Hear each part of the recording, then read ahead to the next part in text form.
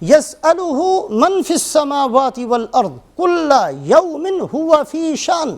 اللہ فرماتے ہیں کہ جتنی مخلوقات اور کائنات ہے سب کی سب، خواہ وہ آسمانوں کی مخلوق ہو خواہ وہ زمین کی مخلوق ہو، سب کے سب اللہ کے محتاج ہیں، اور اللہ پاک ہر آن ہر گھڑی ایک نئی شان کے اندر ہوتے ہیں، اوقات قبولیت ہوتے ہیں۔ اسی وجہ سے رسول پاک علیہ السلام نے اپنی امت کو تعلیم دی کہ ناراض ہو کر کبھی بھی اپنی اولاد کو برا کلمہ نہ کہہ دینا، اس لیے کہ تم تو غصے میں کہہ رہے ہو سکتا ہے اللہ کے ہاں وہ قبولیت کا وقت ہو اور وہ تمہارے غصے میں کہا ہوا لفظ قبول ہو جائے اور تمہاری اولاد کا ستیہ ناس ہو جائے اور اس کا سبب تم خود بن جاؤ۔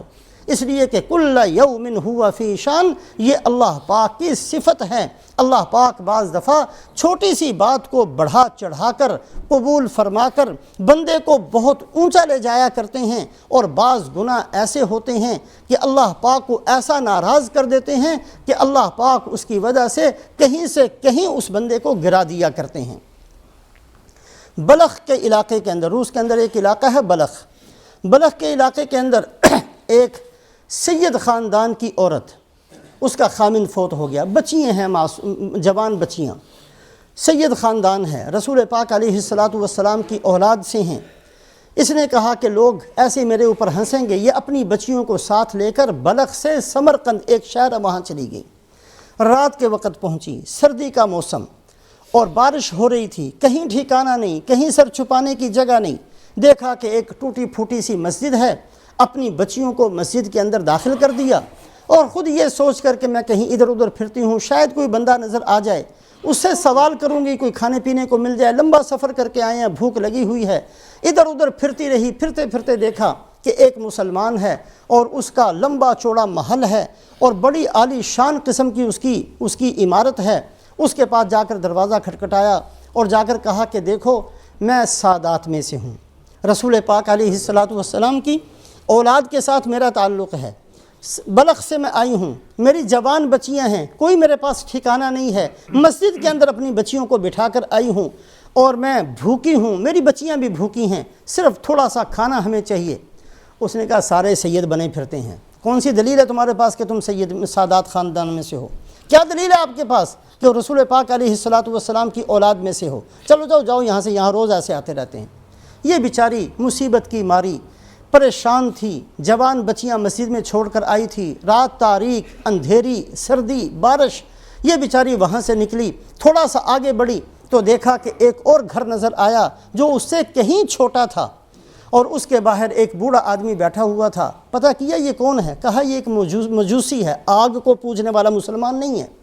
بیچاری مصیبت زدہ اتنی تھی، پریشان اتنی تھی، جا کر اس کو کہنے لگی ایک مسافر سمجھ کر ہمارے اوپر رحم کر دو، ہم بھوکے ہیں اور بڑا دور کا سفر کر کے آئے ہیں، کوئی آدمی ہمارے ساتھ نہیں ہے، میں بوڑھی عورت ہوں، میری جوان بچیاں ہیں، مسجد کے اندر میں نے ان کو بٹھایا ہے۔ اس بوڑھے آدمی نے مہمان نوازی کے اصول کے تحت اس کو اپنے گھر میں بٹھایا، اپنی بیوی سے کہا، اپنی بچیوں سے کہا جلدی سے جاؤ اور جا کر اس کی بچیوں کو مسجد میں سے لے کر آؤ، اور جلدی سے ان کے لیے کھانا تیار کرو، اور جلدی سے ان کا اعزاز اور اکرام میں کوئی کمی نہ آنے دے۔ گھر کی عورتوں کو بھیج کر ان کو بلایا اور فوری طور پر ان کو کھلایا بھی، پلایا بھی، کپڑے بھی دیے، اور ان کے آرام کا اور ان کے سونے کا انتظام بھی کیا۔ ابھی یہ رات کا واقعہ ہے، تھوڑی دیر کے بعد ہی وہ مسلمان جس نے دھتکار دیا تھا اس نے خواب دیکھا، میدان حشر قائم ہے، اور یہ رسول پاک علیہ السلام مقام محمود کے اندر تشریف فرما ہے، جہاں آپ صلی اللہ علیہ وسلم نے سفارش کرنی ہے۔ یہ خواب دیکھنے والا جاتا ہے، یا رسول اللہ میں بھی آپ کا امتی ہوں۔ آپ فرماتے ہیں گواہ پیش کرو، کیا دلیل ہے تمہارے پاس تم میرے امتی ہو؟ کیا ثبوت ہے تمہارے پاس کہ تم مسلمان ہو؟ گواہ لے کر آؤ۔ یا رسول اللہ میں مسلمان ہوں۔ آپ صلی اللہ علیہ وسلم نے فرمایا وہ دیکھو وہ محل نظر آ رہا ہے، جنت کا بڑا عالی شان محل، بہت بڑا محل۔ یا رسول اللہ مجھے نظر آ رہا ہے۔ فرمایا یہ اس آدمی کا ہے جس کو تم مجوسی کہتے ہو، اللہ نے اس کے لیے یہ بنا دیا۔ اب یہ خواب دیکھا، اسی وقت اٹھا، روتا ہوا بھاگتا ہوا پتہ کیا، اس مجوسی کے گھر پہنچا، جا کر کہنے لگا کہ وہ جو مہمان آپ کے ہاں آئے ہیں وہ مہمان مسلمان ہیں اور میں مسلمان ہوں، میرے ہم مذہب ہیں، وہ میرے حوالے کر دو۔ انہوں نے کہا نہیں وہ تمہارے حوالے نہیں کیے جا سکتے، کہا میں تمہیں 1000 دینار دیتا ہوں. اس نے کہا میں نے نہیں تمہیں واپس کرنے. کہا میں 20,000 دیتا ہوں. کہا میں نے نہیں واپس کرنے. کہا میں 50,000 دیتا ہوں. کہا میں نے نہیں واپس کرنے. کہا میں 1,00,000 دیتا ہوں. اس نے کہا اللہ کے بندے اگر ساری دنیا بھی تو دے دے گا تو میں نے وہ مہمان تجھے نہیں دینے، اس لیے کہ جو خواب تو دیکھ کر آیا ہے وہ خواب میں بھی دیکھ کر آیا ہوں. اللہ کے نبی صلی اللہ علیہ وسلم کی مجھے بھی زیارت ہوئی ہے، اور اللہ کے نبی صلی اللہ علیہ وسلم کی سفارش کی وجہ سے اللہ نے مجھے جنتی لکھ دیا، اور اسی وقت میری آنکھ کھلی ہے اور میں اس معزز خاتون کے ہاتھ پر مسلمان ہو چکا ہوں. یہ ہے کل یوم ہوا فی شأن، کل یوم ہوا فی شان. اللہ پاک ہر آن ہر گھڑی ایک عجیب شان کے ساتھ ہوتے ہیں. چھوٹی سی نیکی بعض دفعہ اللہ کے ہاں اتنی قبول ہو جاتی ہے اور بندے کو اتنا اونچا لے جاتی ہے کہ بندہ شاید ساری زندگی محنت کر کے بھی وہاں تک نہیں پہنچ سکتا. یزیدی لشکر نے حضرت حسین رضی اللہ تعالیٰ عنہ کو جب قتل کر دیا، شہید کر دیا، بدبختوں نے سر کو اٹھایا اور یزید کے دربار میں لے جانے کے لیے جب جا رہے تھے تو عادت ان کی یہ تھی کہ جہاں کہیں رات ہو جاتی نیزے کے ساتھ اس سر کو گاڑ کر نیزہ گاڑ دیا کرتے اور خود سو جایا کرتے. راستے میں ایک چرچ نظر آیا، وہاں ایک پادری تھا جو کبھی باہر نہیں نکلتا تھا، دور سے یہ منظر دیکھتا رہا.